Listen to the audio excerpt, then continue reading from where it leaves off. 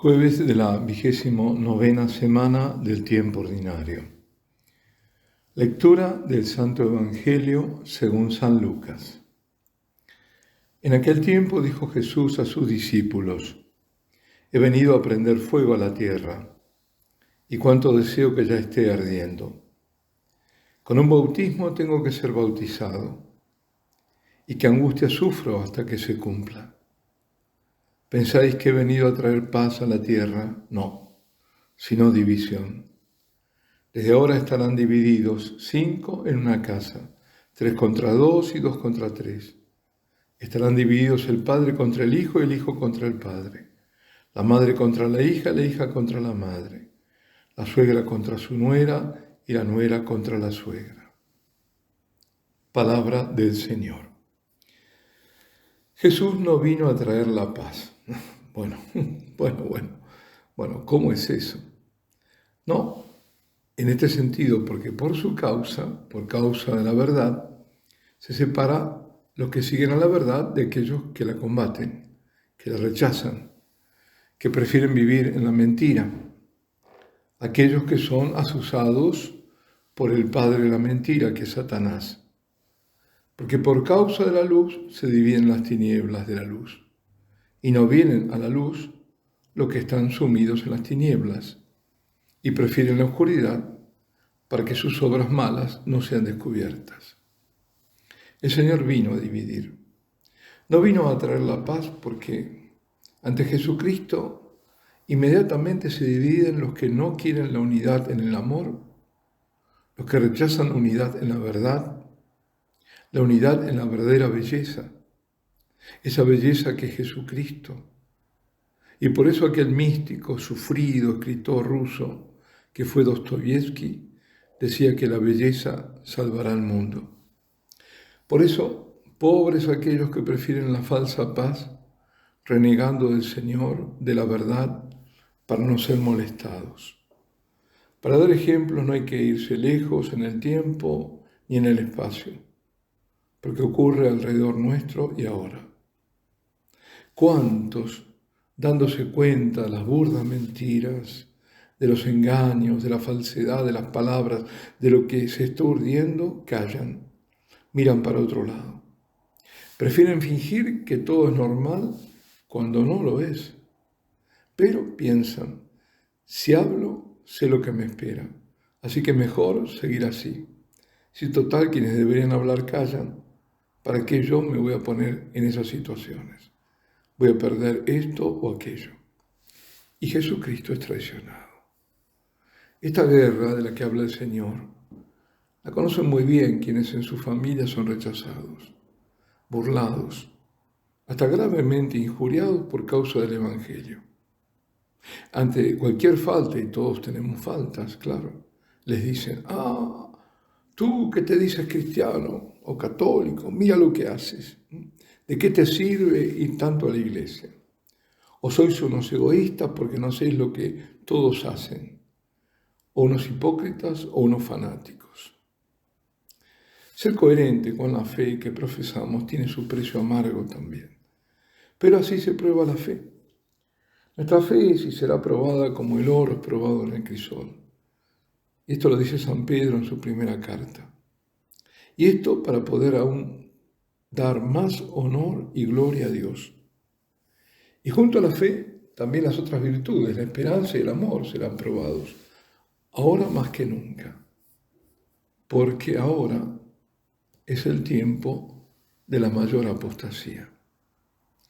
Cristo, quien nos advierte qué significa seguirlo al decirnos: si uno viene a mí y no pospone a su padre, a su madre, a su mujer, a sus hijos, a sus hermanos, a sus hermanas, e incluso a sí mismo, no puede ser discípulo mío. Él nos lo advierte, nos los dice, y nosotros queremos seguir al Cordero, a donde vaya. Queremos pertenecerle al Señor. Y con María decirle: he aquí tu siervo, puesto que no somos esclavos del pecado.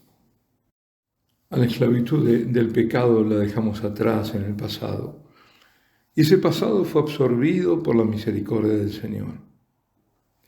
San Pablo, escribiéndoles a los romanos, les dice: ahora, liberados del pecado y hechos esclavos de Dios, dais frutos para la santidad que conducen a la vida eterna.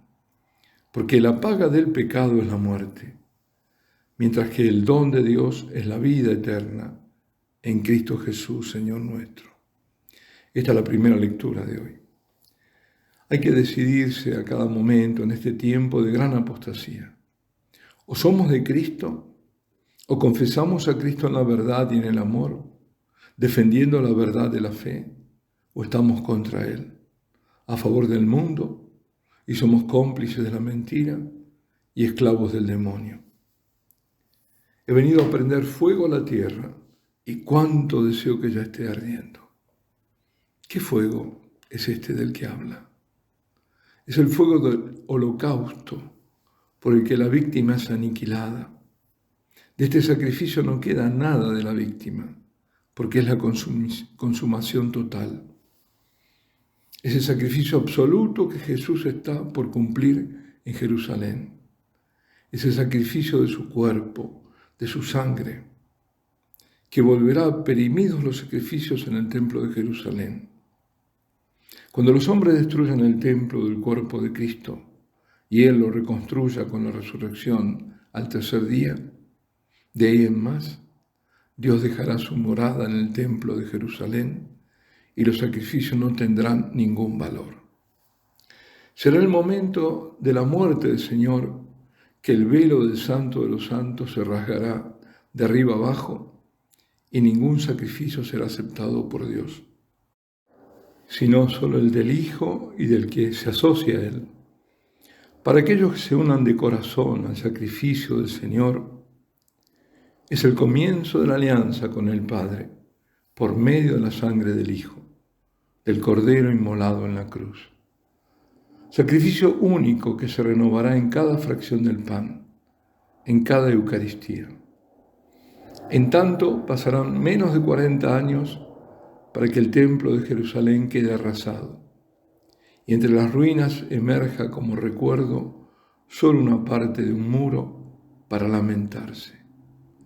Pero el verdadero lamento no ha de ser por la pérdida del templo, el que fuera el lugar del culto a Dios, sino por no haber reconocido el pueblo el día de la venida de su Mesías.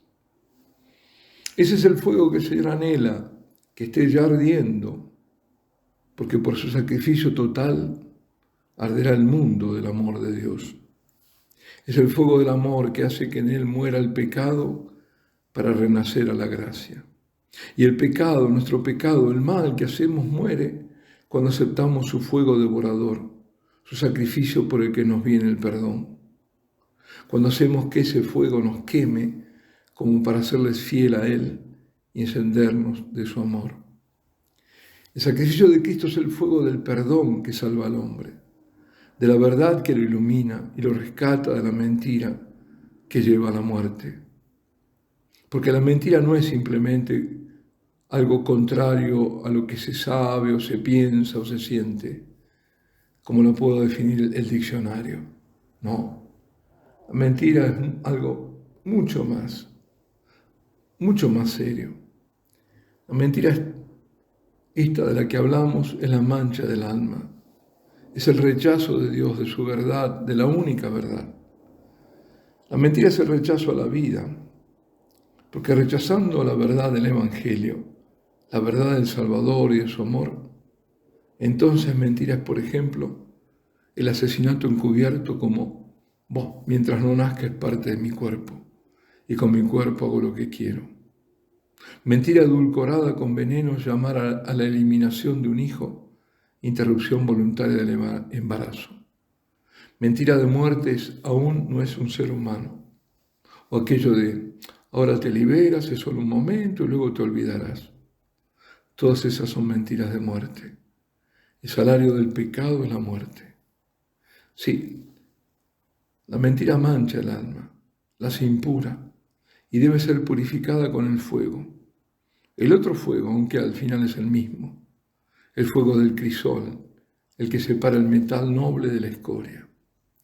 Y el mundo que se nutre de la mentira, que vive muerto en el pecado, será purificado. Y esa purificación ha comenzado.